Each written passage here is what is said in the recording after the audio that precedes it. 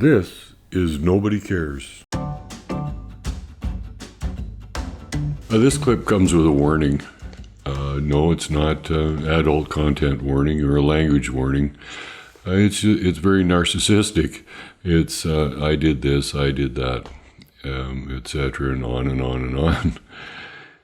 And the other reason I'm starting with this intro is because you're going to notice a gap in the story. And I can assure you that the gap is not necessary. It's not integral to the story really at all. And it doesn't interfere with the timeline. Obviously, I felt that the gap in the story was necessary. You're going to see a jump ahead in time, but it doesn't alter or change the story, or the timeline is correct, okay? I had a full day's drive ahead of me, and so I'm on the road early. I'm pulling a 16-foot tandem flat deck trailer, and really it's just an uneventful day, a long day of driving. And when I got to my destination for that day, I knew where there was a motel on the edge of town that had a large courtyard, which is exactly what I needed. Someplace to park the truck, right, with pulling that trailer. And this is kind of, I wouldn't call it seedy, but it's, trending in that direction, let's put it that way. So I pull in there, they have a room for me, so great, and I get parked. That night, I'm by myself, and so I grab a cab, go out, find a restaurant. Actually, I knew where there was a restaurant that had a bar attached to it, and I had a couple of drinks, trying to kill a little bit of time, right? Something to eat, cab back to my room, and I'm down early. So the next morning, up early, there was coffee in the room, so get that going, jump in the shower, and take a look outside. And it has snowed, and snowed quite a bit, 4 or 5 inches, so okay, that's fine, whatever. Have my coffee, and get in the truck, and away I go. Now, it was about another half, 3/4 of an hour drive that morning to get where I needed to be. I'm picking up a large round plastic water tank, and there'd been a phone call made, and I said I'd be there by 8 o'clock, and so I get to this place and find the business, no problem. And there's lights on in the office, so that's good. Somebody's there already. Pull in, go into the office, meet the guy, pay for the tank, and he tells me that they have, they're expecting me, and so they've pulled this tank out of the yard and put it in their shop overnight. So great. So we don't have to deal with snow and hauling this thing out of the back corner of the yard or whatever. And this shop was, was big. It could handle a semi, so the overhead door was huge. So I back up there, and the two of us managed to get this tank on the truck. It's awkward, but it's like I say, it's not heavy. So I have these commercial-sized tie-down straps with me. They're the professional kind, big, wide ones. They're like 5 inches wide, canvas, maybe woven canvas, with 2 man-sized hooks on either end and a ratchet to tighten them up. And I had left them in the truck overnight, not in the back because I didn't want them to be stolen. They were I have a 4-door half-ton, and so they were in the back on the floor. And it's quite cold, and these straps now they're stiff, they're frozen, right? And so, but we get them out and we they're not really tangled up, but just try and straighten them out, and so that we can throw them up over the tank and secure the tank to the trailer. But these straps aren't cooperating. We can't quite get them up over top trying to throw them, right, up over top the tank so that we can, secure them. So I climb up, and I can't get on the trailer. This tank's too wide, but I climb up on the fender, so I'm up quite high, and this works. From there, I can throw the straps up over top the tank. Now, like I say, it had snowed the night before, and there were some frozen ruts that I couldn't see that were buried in the snow, and I jumped off that fender, land on one of these ruts awkwardly, and break my ankle, my right ankle. And I know it immediately. Now, everybody has sprained their ankle and they think it might be broken and whatever, but I know this is serious. I'm in major pain. The guy that's helping me, the owner of this business, he can see that I'm in trouble too. And so he basically does all the tie down. And I'm trying to help. I'm hobbling around trying to be brave about this. And my mind is working like, what am I going to do? Jesus, this is the last thing I need, right? And I got to make this trip. I don't want to be stuck where I am. So he's saying, well, you can park the truck here. We'll get you down to the hospital and all this stuff. And I'm going, no, I think I'll be all right. It's going to come around. It just hurts a lot right now, but I think I'll be fine. And so I managed to convince him that I'm okay, and there's nothing really you can do about it anyway. I've made up my mind, right? And I'm thinking that, like, if I can just get out on the highway, I'll be okay, that I can set the cruise and everything will be fine. And so that's what happens. I get out of there, I hobble over, I get in the truck, and I'm telling you, my ankle is just killing me. But I realize that if I don't bend it forward, like you normally push on the gas with the top of your foot, right? And so I keep my foot sort of flat and I can push on the gas pedal that way. And I use my left foot for the brake, that I can drive. That's okay. And so this is what I do. So things actually go not too badly. I did have to deal with rush hour traffic. And it took me a little longer to hit the open highway and get the cruise set than I would have hoped for. But anyway, I get through all that, get out on the highway, set the cruise, and it's not that bad.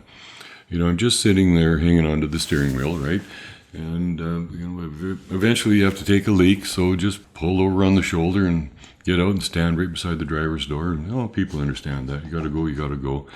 And so it's just it's a long day. At one point, I need fuel. And so there's a town that we go through, and the highway just happened to go right through this town.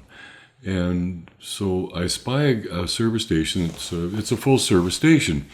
And so I think I had to turn left and go around and come back and whatever and pull in there. And they had these two gals that were pump jockeys. They're like 18 years old. And so she comes up to me to the window and I say, "Oh, just fill it up for me, please." Okay, yeah. And she's all happy and smiley. She's probably her first job. And so she's doing that. So I've got the window down and I say to her, I tell her that I've really injured my ankle. It's really bothering me. And would she do something for me? And she said, "Oh, yeah, of course. What can I do?" And I said, "Well, have you got some subs in there?" She said, "Yes, we do." I said, "Okay, look, could you do some shopping for me?" I said, "I need a sub, a bag of Doritos, a chocolate bar, a bottle of water, and a pack of smokes." And she's more than happy to do this. So she fills me up and I give her a whole bunch of money, whatever, money for the gas and a bunch of extra to do the shopping for me. And she's more than happy to do it. And so she comes back out with all my stuff and with my change as well. And I told her, "Look, just keep it." I said, "I really appreciate that." And she was thrilled with that. I think it was like $17 or $18. So it's probably somewhere around midnight by now. And I've got a driver. We're still pulling the trailer. It needs to go to Calgary. And that's where we're headed. And this kid, well, I shouldn't call him a kid. He's about 20 years old. His dad had asked if we could find some work for him just to get him out of town and see if we could put some spark into him. Like, he was pretty disappointed in this kid's attitude. And he was fucking useless, and it was time for him to go. And so, he was more than happy to get this job driving and get back home to Calgary. So I zonk out. I mean, I am exhausted by this time. It's been a really long day and everything else that's going on. So I wake up and we're in Revelstoke. Well, I don't realize that at first. I wake up and we're sitting at a gas pump and I say, "Well, where are we?" "Revelstoke." "Oh, okay. We need gas. He needs money for the gas." "Oh, yeah, okay." So I give him some money and we fill up with gas. And, he comes out of there, he's got some junk food or whatever, and fine, and back on the road, and away we go again. Now, I've had enough sleep, not enough, but enough that I can't go back to sleep, let's put it that way. But I'm sort of pretending to be asleep. I have nothing in common with this kid. I don't need any big conversations with him, right? So I'm sort of half dozing and semi-conscious. And so the next thing I know, we're stopped again. And so I perk up and look around. I say, well, where are we? And where are we? He's gone. We're going west towards Calgary, right, of course. And we've gone over the top of the pass and down through the 5 snow sheds where you start going down on the other side. And when you get through there, you're going down, obviously, and it turns into a passing lane. And there's a corner. You turn to the left. It's not very far past the snow sheds. And he's just pulled over on the side of the road and stopped. And I said, well, why are we stopped? And he said, I can't drive anymore. I'm too tired. And I go, what do you mean you're too tired? He said, that's it. He said, I just can't drive anymore. I'm too tired. Now, I have no patience for this kid at all. Like I said, he's done nothing but whine and complain the whole fucking time he was up there. We've hired him just to be a laborer for a simple construction job, and everybody's sick and tired of him. Like I say, I've got no patience. I could have told him go stand outside and get some fresh air. Wake up here. You get a simple fucking job like drive the truck to Calgary, and he can't even do that. So I get out and haul around and get in the driver's seat, and he gets in the passenger seat, and there was not going to be any more discussion about who was driving after that. And so he does, and so now I'm driving, and he goes to sleep. Fine. Just fine with me. So I do. I drive all the way to Calgary, and I guess we stopped and got a coffee and a breakfast sandwich or something like that when we got there. And we had a place in South Calgary where we could park the trailer, and we didn't have to worry about somebody stealing it. So we go and we do that. And now I got to take this kid home up to Mummy's place, which happens to be just off 64th, west off 64th, Deerfoot and 64th. So out on Deerfoot we go and get all the way up there, and I finally get this kid out of the truck. I had to pay him too. I guess we owed him some money for whatever the hell he did, which wasn't much. So now finally I can do something about my ankle. And I don't have a doctor, but I did have a medical place where I had been to a few times. It's way over by West Hills, and so I'm thinking, well, Jesus, at least I've been there before. They've got all my information in the computer, and I'll just go there rather than start all over in some brand new spot. So that's what I do. Deerfoot, Glenmore, all the way over West Hills. Park in front of this medical place and go in. And I must be quite the sight by this time. But anyway, the receptionist, so I go up to her and I say, I broke my ankle. Oh, she says, well, you're going to have to go for x-rays. And yeah, of course. Well, she's right. I'm not even thinking clearly. Of course you have to go for an x-ray, right? And she says, I'll tell you what I'll do. She said, I'll see if I can catch the doctor between his appointments here, between patients, and just get him to sign the form, and then we can send you over there. So, okay, great. And this is what she does. So he comes out and he talks to me for just a second, and I tell him my same story. And so he does whatever he has to do, and I get this sheet of paper. And so now I have to go to this x-ray place, which is over on 37th.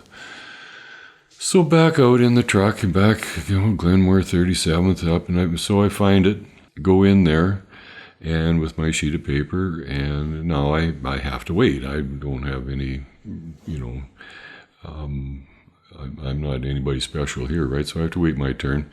And so I get my x-ray, and so I ask her about it. She comes out, and I said, it's broken, right? And she said, yeah. And she said, what we should do? She said, we have these boots here. You should put one of these boots on. Now, I don't think I had to take my shoe off for the x-ray. But to try this boot on, I have to take my shoe off. She's got me convinced that this is what I need. And so I put my foot in this boot, and as soon as they try and close it, it's just screaming pain, like, get my foot out of there. And now I can't get my shoe back on. My foot and ankle are so swollen. maybe I could have, but I can't push down with my foot to get it back into my shoe. So the boot is out. So she sells me this pair of crutches, and away I go. And I got hold of my shoe, and I got these crutches, and it's the middle of winter and ice, and so anyway, I get in my truck, and I said, "What the hell?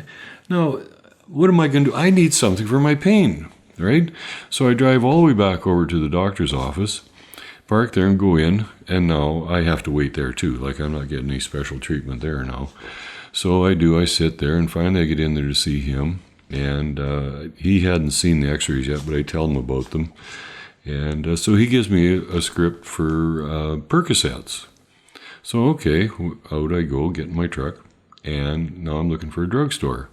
I didn't have one of those. I haven't had a prescription for anything for since I'd moved there, I guess. So I spy, I think it was a London Drugs. And so I drive over there, park, and now I'm trying to go in there, and I got these crutches, and it's icy, and and anyway, I get in there, and I've never been there before, so now I got to go through the whole, what's your name, where's your health card, blah, blah, all this bullshit. Finally, I get it filled. I don't know how long it took. Get my script, back out in the truck I go, and so I take one immediately, and then drive back to my place down Glenmore East, which actually wasn't too far, probably 10 minutes if the traffic wasn't too bad. I'd have been back home. Managed to get in the house, take another Percocet, get on the couch, got the remote, and that's where I stayed for many hours. At my place in Calgary, the bedroom was upstairs, the shower's upstairs, the laundry's in the basement, and I had quite the time of it. The only way I could go up those stairs was backwards on my bum, and having a shower, well, that was an adventure. And, you have to do laundry. And I'm all alone. I did have a girlfriend, but she's in BC. And, of course, I'm talking to her, and she's saying, "Well, you better come out here." And I said, "Well, yeah, I will." I said, "But I have to get this cast on first." And I had an appointment to get a cast put on. And so the timeline there, I just forget. It was a few days down the road. Like, they want the swelling to go down, but the damn swelling won't go down because literally everything you do, you jiggle your foot. You can't help it, right?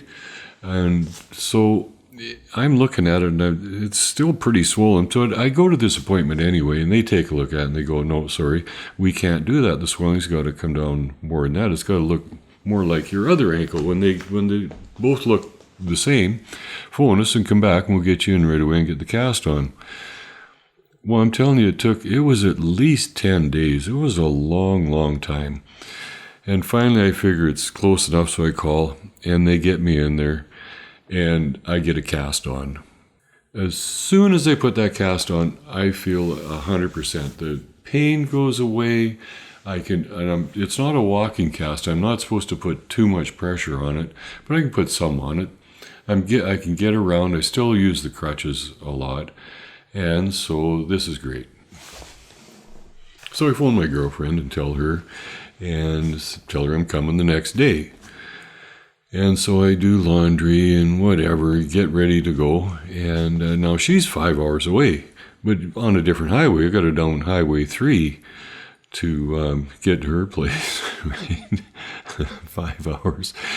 So anyway, that's what I do the next day, make it all the way there. And so at least I've got somebody to cook and help me out a little bit. And I forget how long I was there. I was there however long I was there. And I think I had some other reason to come back. There was something else. I had an appointment for something else. And so, I do come back, and I don't remember how long I had the cast on either. It was quite a while, another 3 weeks, something like that. So I have this appointment anyway to, I know what it was. I had to go and have another x-ray. They can x-ray with your cast on. So they take a look at it, and he tells me, okay, it's, we're getting really close here. So I get an appointment. So, okay, next Tuesday, which is 5 days away or whatever it was, something like that. So I keep that appointment. Obviously, I would get rid of this stupid cast and get my life back. So he's cutting the cast off, and he says to me, "There, now you'll be able to drive again." And I went, "What?" He said, "You haven't been driving, have you?" I said, Well, yeah, nobody told him. He said, "You've got no insurance." What can you do but laugh? So let's see. I'm hobbling in and out of all these places. That I see the doctor twice. He doesn't say anything. I see the receptionist twice. Maybe not her job to mention this, but she probably knows. You know, the gals at the X-ray, they likely know. They don't say anything.